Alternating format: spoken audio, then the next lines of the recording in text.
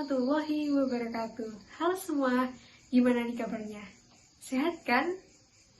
Perkenalkan, saya Nabila Imalia Rahmawati, NIM 2021 1010 1125 dari kelas Teknologi Informasi Kesehatan C. Saya merupakan mahasiswa Fakultas Kesehatan Masyarakat Universitas Jember, Program Studi Kesehatan Masyarakat. Nah, dalam video kali ini, saya akan memberikan beberapa informasi mengenai masalah kesehatan di Indonesia, yakni stunting. Pasti teman-teman tidak asing dengan apa sih stunting itu? Nah, selain teman-teman harus mengetahui apa itu stunting, teman-teman juga harus mengenali dan juga memahami apa sih yang menyebabkan stunting dan juga bagaimana pencegahannya. Nah, udah pada kepo kan? Yuk, simak video ini. Hah? Apa sih stunting? Stunting merupakan kondisi di mana gagal tumbuh pada anak balita yang diakibatkan kekurangan gizi kronis terutama selama 1000 hari pertama kelahiran. Nah, stunting ini juga mempengaruhi pertumbuhan dan perkembangan otak anak. Tingginya angka stunting di Indonesia tentu disebabkan oleh beberapa faktor dan aspek yang dinilai dapat memperburuk kesehatan anak. Pada tahun 2019, survei menyebutkan bahwa sekitar 30% balita di Indonesia telah mengalami stunting yang disebabkan oleh beberapa aspek, mulai dari aspek ekonomi hingga aspek sosial. Nah, penyebab dari stunting ini sangat beragam.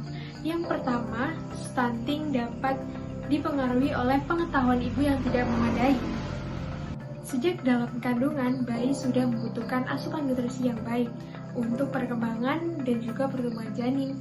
Oleh sebab itu, jika asupan nutrisi kurang baik, maka dapat memperbesar peluang risiko bayi terkena stunting. Ternyata, pola pengasuhan ibu terhadap anak itu juga sangat berpengaruh. Karena pola pengasuhan ibu tentang bagaimana pemberian nutrisi yang baik dan juga pengondisian lingkungan juga sangat berpengaruh terhadap kesehatan anak. Penyebab yang kedua adalah kurangnya asupan ASI pada anak. Begitu pula sejak 1000 hari pertama kelahiran atau pada usia 0 sampai 2 tahun, anak mengalami perkembangan dan pertumbuhan yang sangat krusial.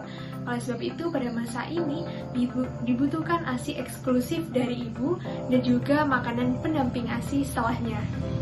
Penyebab yang ketiga yakni kehamilan yang terjadi pada ibu usia remaja. Nah, penyebab yang ketiga ini berkaitan dengan penyebab yang pertama, di mana ibu pada usia remaja tidak memiliki kesiapan baik pengetahuan akan nutrisi saat kehamilan maupun nutrisi pada saat melahirkan sang bayi. Penyebab yang keempat adalah kehamilan dengan jarak dekat. Nah, kehamilan dengan jarak dekat ini dapat memperbesar peluang kelahiran anak mengalami stunting karena nutrisi yang kurang terpenuhi selama masa kehamilan. Penyebab yang kelima adalah infeksi saluran pencernaan pada usia dini 0-2 tahun yang berulang. Tubuh selalu mendapatkan asupan energi dari makanan. Nah, jika terjadi infeksi yang berulang pada anak, maka seorang anak ini akan membutuhkan energi yang sangat cukup. Jika tidak diimbangi dengan pasokan energi yang cukup pada anak, maka anak akan mengalami gizi buruk yang tentunya mengakibatkan stunting. Penyebab yang terakhir merupakan penyebab yang sering kali terjadi di Indonesia, yakni sanitasi lingkungan atau kondisi lingkungan yang buruk. Di Indonesia sendiri seringkali ditandai dengan banyaknya kasus kekurangan air bersih, sehingga banyak sekali masyarakat menggunakan air sumur yang tidak layak untuk makan maupun minum. Selain itu, penggunaan kakus atau jamban yang tidak bersih merupakan faktor yang paling berisiko menyebabkan stunting pada anak, karena kedua hal tersebut seringkali meninggikan kasus cacingan dan mengakibatkan infeksi atau diare yang berulang pada anak usia dini.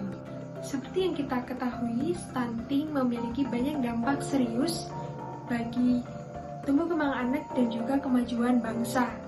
Oleh sebab itu, kita sebagai masyarakat yang teredukasi wajib sekali untuk memahami bagaimana sih pencegahan stunting. Stunting dapat dicegah dengan beberapa upaya. Yang pertama, ibu hamil harus menjaga kesehatan dan juga menjaga asupan nutrisi. Karena asupan nutrisi yang baik tentu akan berpengaruh terhadap pertumbuhan dan juga perkembangan janin, sehingga mengecilkan peluang seorang anak mengalami stunting. Yang kedua, pemberian ASI eksklusif pada anak. Perlu diketahui bahwa ASI memiliki 5 hormon, yakni adiponektin, leptin, IGF-1, grelin, dan insulin yang dapat mencegah terjadinya stunting pada anak, baik secara kognitif maupun fisik. Yang ketiga, meningkatkan kualitas pola asuh terhadap anak. Tentunya menjadi seorang ibu harus berbekal pengetahuan yang baik untuk mengondisikan kondisi lingkungan yang baik untuk anak maupun asupan nutrisi yang baik dan seimbang. Upaya pencegahan yang dapat dilakukan yang terakhir adalah menjaga sanitasi lingkungan dan juga kondisi lingkungan agar tetap bersih, mulai dari menjaga ketersediaan air bersih hingga menjaga kesehatan jamban. Di samping itu, pemerintah terus melakukan upaya yang terbaik untuk meningkatkan kualitas pelayanan kesehatan masyarakat dengan beberapa inisiasi program yang dapat menurunkan stunting di berbagai daerah di Indonesia. Oleh sebab itu, sebagai masyarakat Indonesia, kita sudah sepatutnya mendukung dan juga melaksanakan upaya-upaya pencegahan stunting di Indonesia. Jangan lupa kunjungi website No Stunting ID untuk informasi yang tak kalah menariknya. Demikian informasi mengenai stunting yang dapat saya bagikan. Semoga bermanfaat. Dan juga jangan lupa selalu jaga kesehatan dan tetap terapkan protokol kesehatan di masa pandemi ini. Sampai jumpa dan wassalamualaikum warahmatullahi wabarakatuh.